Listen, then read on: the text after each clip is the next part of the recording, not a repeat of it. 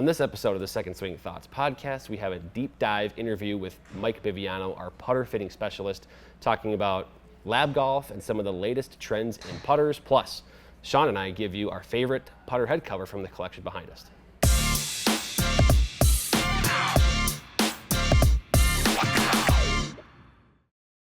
Hey golfers, and welcome back to another episode of the Second Swing Thoughts podcast. Today from a unique location. We're down in Scottsdale at our gigantic Scottsdale store. And I'm joined with Sean Bauer here, co-host of the program, back and at it for another episode. Sean, new setting here, but back to the regular programming, right?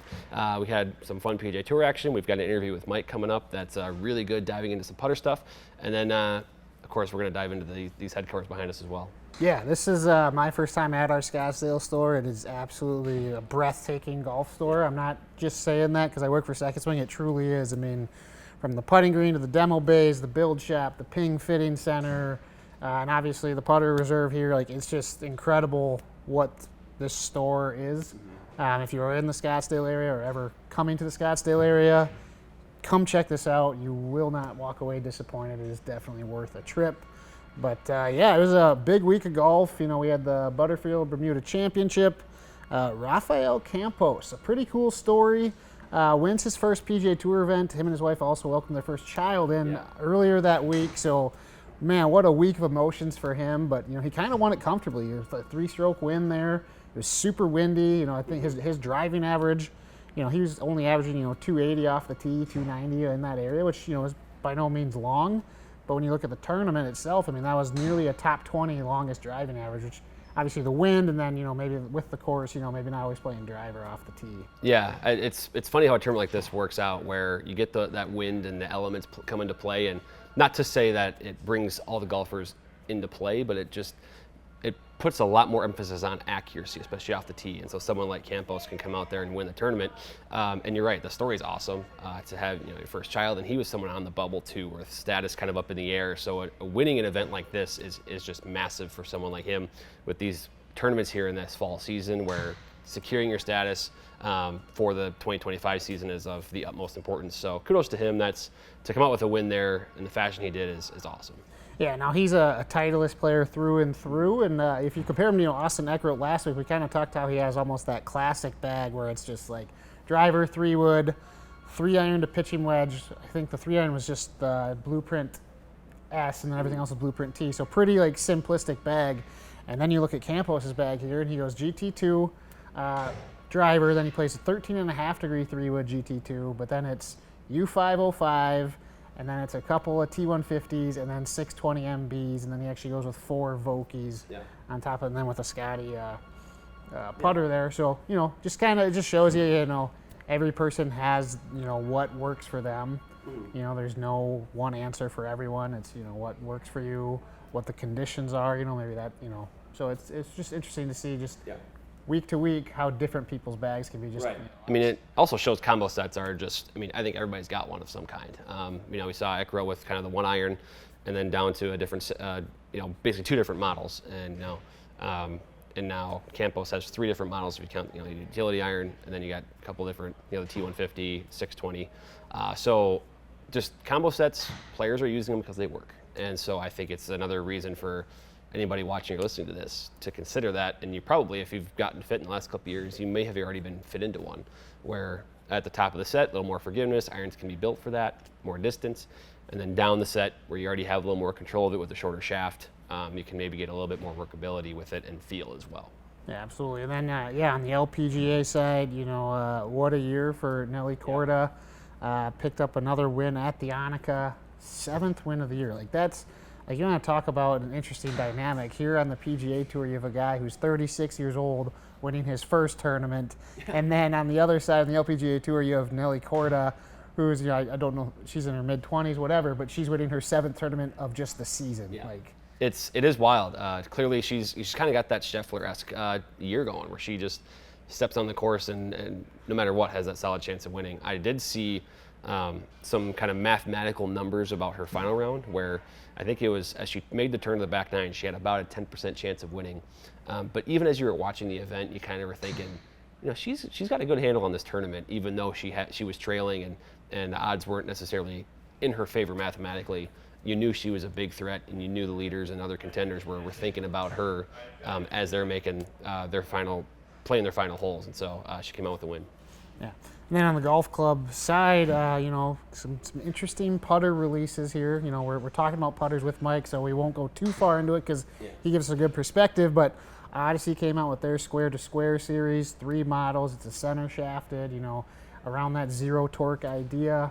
Number 7, Jailbird double wide, and then Bettinardi came out with a couple in the Antidote. So clearly, you know, we're going to talk about putter trends here, but that zero torque, you know, keeping that face, you know, square at impact is obviously a trend that, you know, when you see companies starting to copy each other, you know that's something that's really working. Yeah, it's really interesting to see what's happened with putters the last couple of years, and I think this kind of goes along with what I've said in the past about how a lot more players should be playing mallets. You're starting to see that trend happen, but now the style of mallet is changing. It's not just here's a bunch of MOI. Now it's the weighting and, you know, the zero torque thing and you know, as L.A.B puts it, line angle balance and making sure the club face is as square to the target as possible. So you're right. I mean, L.A.B is clearly doing something right if everybody's trying to do something similar, all these other brands. So yeah, things are changing. I know Mike dives into it a lot more, but it's very interesting to see. And I think now putter fittings are only going to get a little bit more popular because I know our fitters here all the time say, you know, that's the club you need to be fit for the most because you use it the most on the golf course. Yeah, and yeah, we'll kind of use that just kind of as our segue into our interview with Mike Biviano. You know, he's got so much club knowledge. You know, he spent 3 decades fitting tour pros on PGA Tour. Spent, you know, another 7 years at Bettinardi, kind of in charge of their custom, you know, putters, the Hive, and then now here at Second Swing. So much expertise, especially when it comes to putters. I think you're really going to enjoy this interview. He kind of breaks down, you know, the keys to why getting fit for a putter is key, and then he kind of breaks down, you know, why we're seeing this, I don't know if I call it a revolution, but a trend in golf with, you know, kind of this lie angle balance, zero torque style putter. So I think you're going to really enjoy it.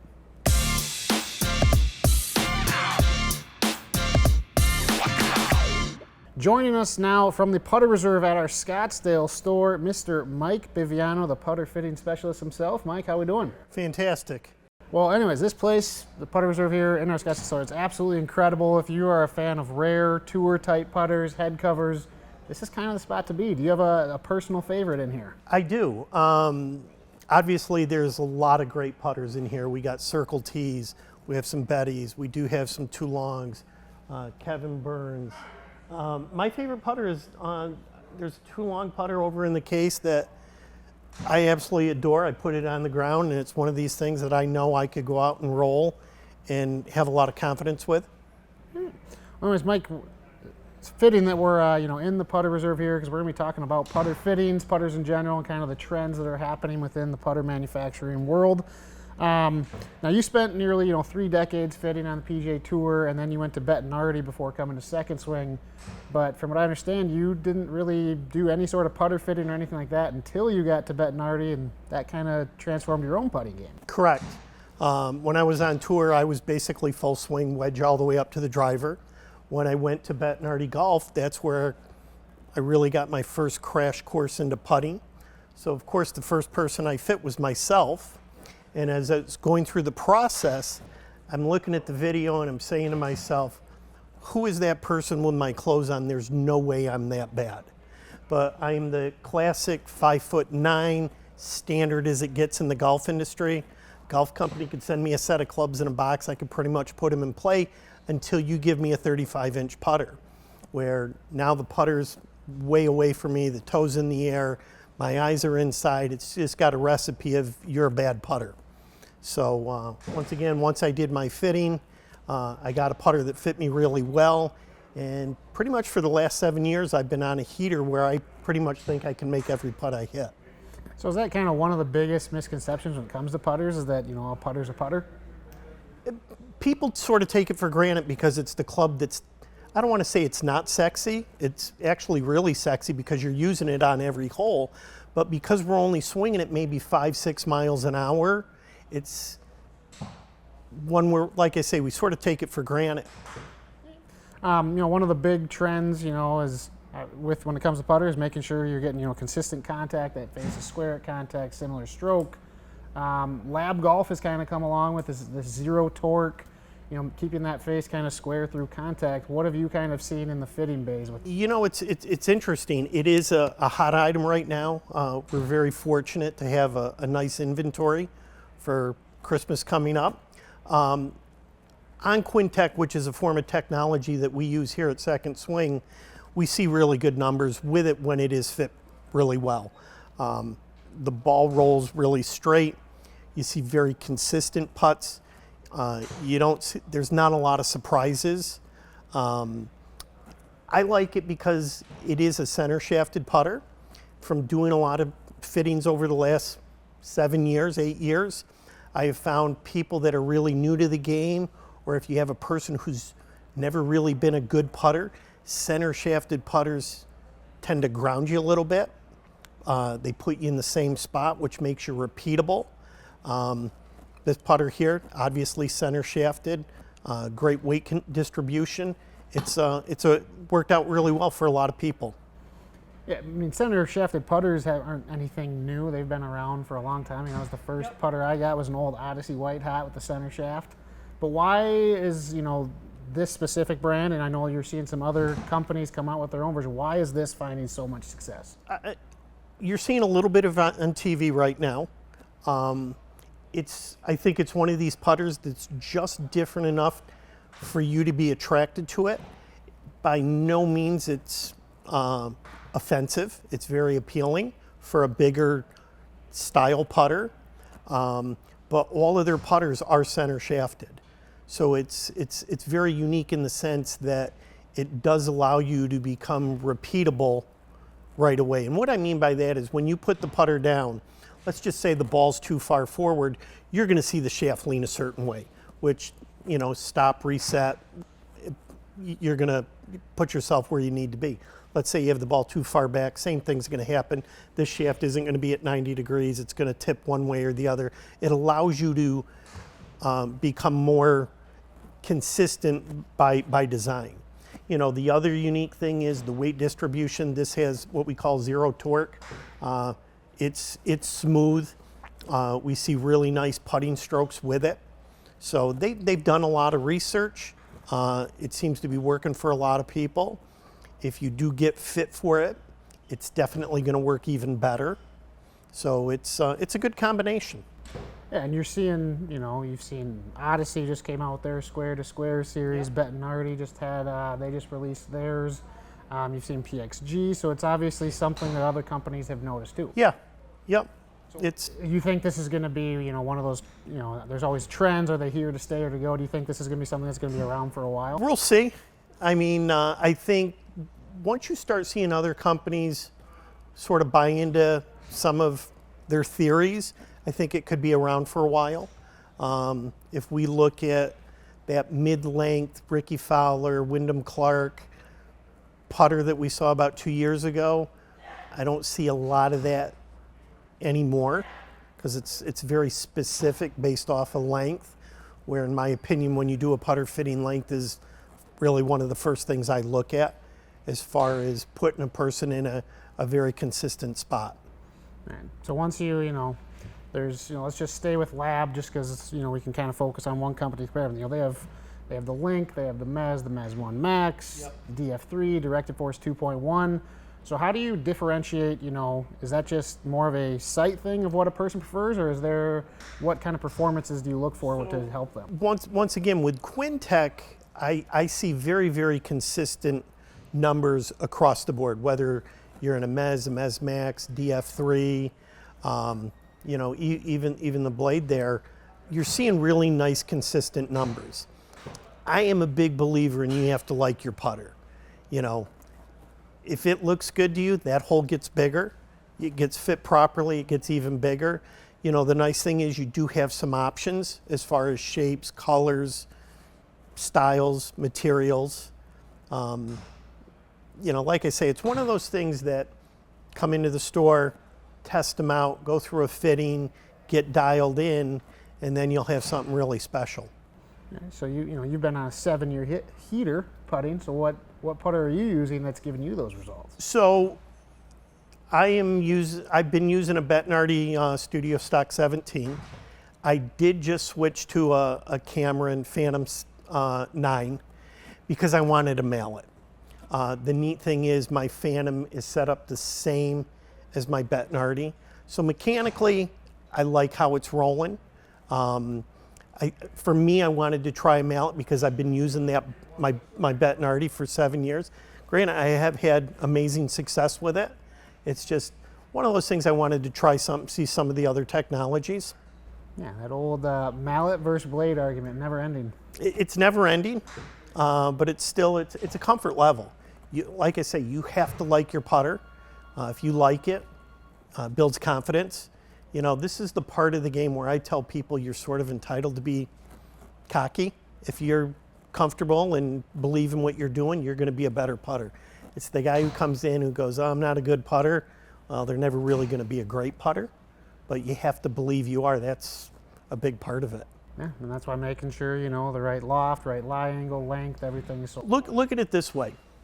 Putting is the only part of the game where you can compete with a tour player. Put a driver in your hand, wedge, they'll kill you. But a putter, this is where we live in 5-6 miles an hour. It's a technique thing. It's understanding how the green reads. But more importantly, if you get fit where you can make a repeatable stroke, you can compete with a tour player. The odds of you beating them are, whatever, but you can be competitive at that part of the game. All right, well, you heard it from Mr. Biviano yourself. You can compete with tour pros on the putting green with a properly fit putter that gives you, that confidence every golfer's looking for. Absolutely. Well, anyways, to get that putter dialed in, schedule a putter fitting, with the likes of Mike or any of our master fitters, give yourself that confidence on the greens to make more putts. That's going to be the quickest way and easiest way to shoot lower scores. So you can schedule any of those online.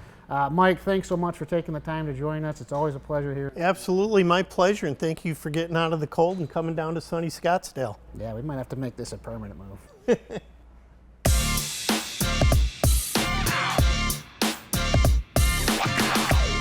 All right, well, yeah, that was Mike Biviano.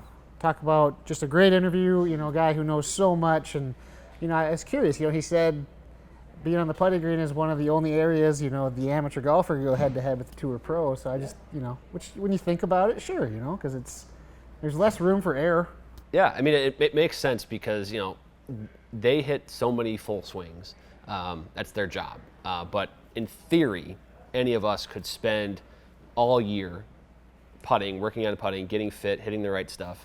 And then on the golf course, you give, a tour pro 20 putts from 20 feet, give you 20 putts from 20 feet. In theory, you have a better chance of beating that tour pro at that than you do hitting 300-yard drives down the fairway. So, yeah, definitely. From that perspective, it makes sense what Mike's saying. Yeah, and I also found it interesting, with the center shaft, just how, consistent and repetitive that can be with where it is, especially for, a beginner golfer or someone who just has an inconsistent stroke, how that just being a visual cue and a feel cue, and then the weight distribution can kind of help them find that consistent contact, which ultimately can drive, increase that confidence, help you make more putts.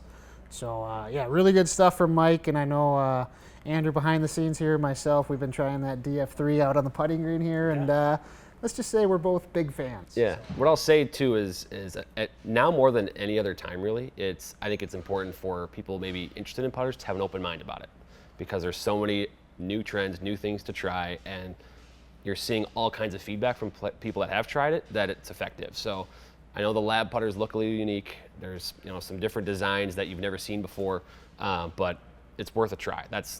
Keep an open mind with it, and you go get fit for a putter, and you might end up completely changing your game. I know something always has to suit your eye. That's one of the keys. But at the same time, just go, if you went blind and you just felt some of these putters that maybe look a little different, that might cue you to, all right, well, this feels really good. Yes. So, and then, when you look at L.A.B, you're looking at, Odysseys, they do have different head styles. So if you prefer more of a blade, there's an option there. Yes. If you don't mind the bigger mallet like the DF3 or, the Jailbird, something like that, there's an option. So there are multiple options within this, trend. So it definitely suits a lot of golfers. So yeah, we'll have more with Mike coming up in the future. We'll have more from the Scottsdale store coming up here in the future on the YouTube channel. But what else we got coming up? Yeah, this is we got a lot of great stuff coming. I do want to point to one that's already up on the channel. I think I teased it last week, but Jake Montgomery and I did a test where we did a 9 wood, versus a 5 hybrid, and that yielded some very interesting results. So I would go check that one out right away. We got more coming as well. Actually, we went at TPI and did a fun test of Titleist drivers, where we were actually with some of the Titleist R&D team and the fitter there. Went back to the 913 D2, then the TS2, and the Titleist GT2, and we tested all those 3 out at the Titleist facility. That was a lot of fun. So just the progression of Titleist drivers over time, that's a really fun one. I would check that one out too. So yeah, make sure you subscribe to the YouTube channel, all this fun content. Yeah, and on the Second Swing side, we got our holiday gift guide out, looking for a great spot to find some great gifts for the holidays, whether it's golf clubs, golf balls, golf bag, technology. I mean, it's all laid out there in a nice, simple area, so go check that out. And then, keep an eye out for our Black Friday and Cyber Monday deals coming up, as we get a little closer. But just keep an eye out on warning for that. But then let's go to Second Swing finds. So, Yes. Typically we go and we find clubs more than anything. Today we're going to switch it up just because we have this awesome wall here.